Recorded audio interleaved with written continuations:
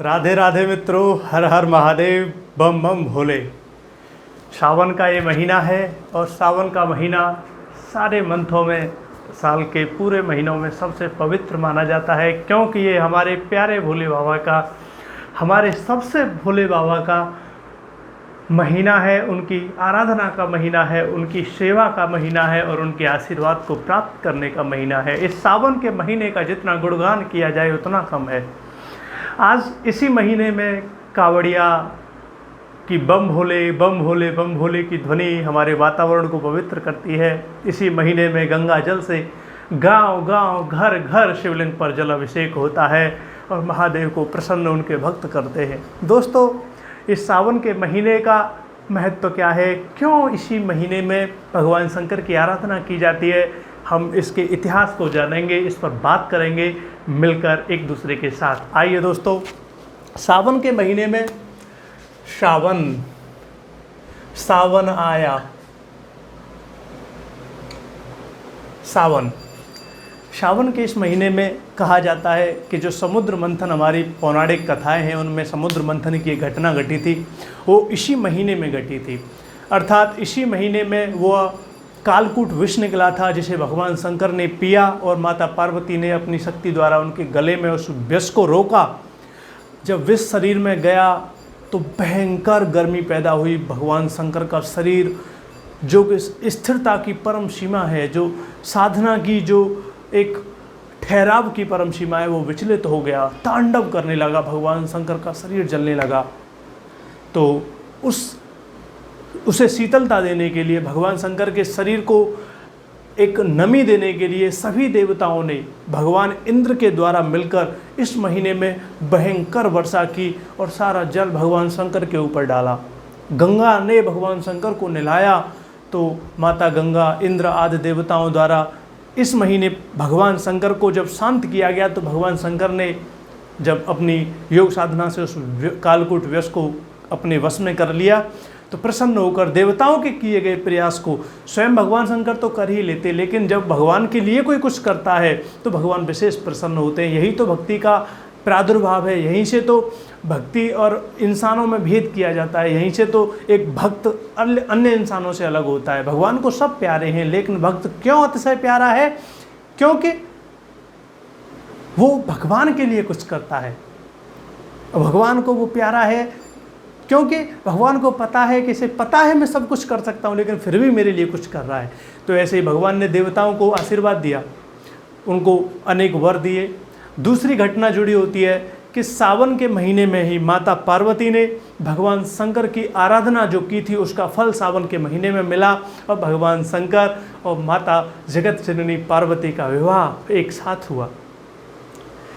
एक अन्य कहानी ये है कि भगवान शंकर जब हिमाचल में आते हैं माता पार्वती के घर, अर्थात अपनी ससुराल, तो इसी महीने में भगवान शंकर का जो है जलाभिषेक किया जाता है, उनके शरीर को स्नान कराया जाता है अनेक प्रकार के तीर्थों के जल से। तो वहाँ से भी एक मान्यता बनती है कि भगवान शंकर को इस महीने में प्रत्येक दिन, प्रत्येक सोमवार जल चढ़ाया जाता है। तो ऐसी अनेकों कहानियाँ जुड़ी हुई हैं इस मंथ के साथ। हमको थोड़ा और आगे बढ़ के सीखना चाहिए और आगे बढ़ के इसकी फिलॉसफी को भी समझना चाहिए। भगवान शंकर पर हम बेलपत्र चढ़ाते हैं, भगवान शंकर पर हम धतूरा चढ़ाते हैं, भगवान शंकर पर हम अनेकों ऐसे पदार्थ चढ़ाते हैं जो बाकी कभी किसी देवता पर नहीं चढ़ाए जाते। देखो, बेलपत्र का एक विशेष महत्व है। बेलपत्र को, जो बेलपत्र की पत्ती होती है, वो विशेष प्रकार का एक स्पंदन रखती है। मैं आप सभी भक्तों से प्रार्थना करना चाहूँगा, एक सलाह देना चाहूँगा कि बेलपत्र जब आप भगवान शंकर की शिवलिंग पर रखते हैं और जल चढ़ाते हैं, तो उसे वहीं छोड़ के मत आया कीजिए। एक बेलपत्र ले जाइए, 3 ले जाइए, लाइए और अपनी छाती की जेब में रख लीजिए। आपको अनुमान नहीं है कि उस शास्त्रों में उस बेलपत्र का कितना विशेष महत्व है। जो भक्त अपनी शिवलिंग पर चढ़ाई बेलपत्र को गंगा जल से स्नान जो कराता है, वो छाती की जेब में रखता है, उसके शरीर में, उसके मस्तिष्क में विशेष प्रकार की ऊर्जा और विशेष प्रकार की शांति, विशेष प्रकार का उत्साह होता है। आप इसे किसी भी प्रकार का कोई भ्रम न समझें, किसी भी प्रकार का कोई अंधविश्वास न समझें। एक ये साइंटिफिक और प्रैक्टिकल बात है। आगे से कभी भी बेलपत्र जब भगवान शंकर पर चढ़ाएं, शिवलिंग से उसे छूकर अपनी छाती की जेब में रख लें, अपने सीने से लगा लें, या फिर छाती की जेब नहीं है तो कहीं भी रख लें, लेकिन शरीर से लगा के रखें, आप महसूस करेंगे उसकी शक्ति को। धतूरा क्यों चढ़ाया जाता है? मैं भी सोचता था कि भांग धतूरा भगवान शंकर को क्यों दिया जाता है। दोस्तों, इसका बड़ा अच्छा कंसेप्ट है। भांग धतूरा अपशिष्ट पदार्थ हैं, अब जो मनुष्य के लिए योग्य नहीं है वो पदार्थ हैं, अर्थात बुराई हैं। तो भगवान शंकर के लिए दर्शन निकाला गया कि हे प्रभु, जिस प्रकार आपने अयोग्य, जो संसार के लिए हानिकारक था, कालकूट विष को धारण किया, उसी प्रकार प्रभु हमारी इन बुराइयों को धारण कीजिए, जो हमारे अंदर काम, क्रोध, लोभ, मोह, अहंकार रूपी जो बुराइयां हैं, और हमें अपनी भक्ति दीजिए, और हमें दया, करुणा और सद्भाव से, कृतज्ञता से परिपूर्ण कीजिए। ये इस प्रकार की फिलॉसफी है। भगवान शंकर देवों के देव तो हैं ही, भगवान शंकर पशुपति भी हैं। ये पशुपति की अवधारणा, भगवान शंकर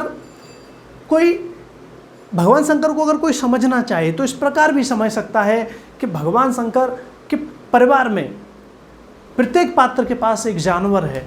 भगवान शंकर हमेशा जानवरों से प्रियता को महत्व देते हैं, और आज हम जानवरों को काट रहे हैं, उन्हें घर से भगा रहे हैं, देख रहे हैं किस प्रकार का दुर्व्यवहार कर रहे हैं। भगवान शंकर हमेशा प्रकृति को महत्व देते हैं। तो इसलिए ध्यान रखिए, जो लोग पशुओं से पशुता का व्यवहार कर रहे हैं, जो पेड़ पौधों की इज्जत नहीं कर रहे हैं, आप लोग कभी भगवान शंकर की आराधना का फल नहीं पा सकते हैं। भगवान शंकर का दूसरा अर्थ है प्रकृति, भगवान शंकर का दूसरा अर्थ है पशु।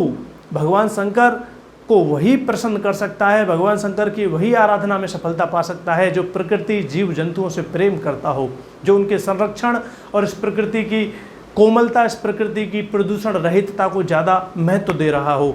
इसलिए भगवान शंकर के वास्तविक अर्थ को समझें और उनकी आराधना का फल प्राप्त करें। हर हर गंगे, हर हर शंभु। बोलिए भगवान शंकर की जय। राधे राधे।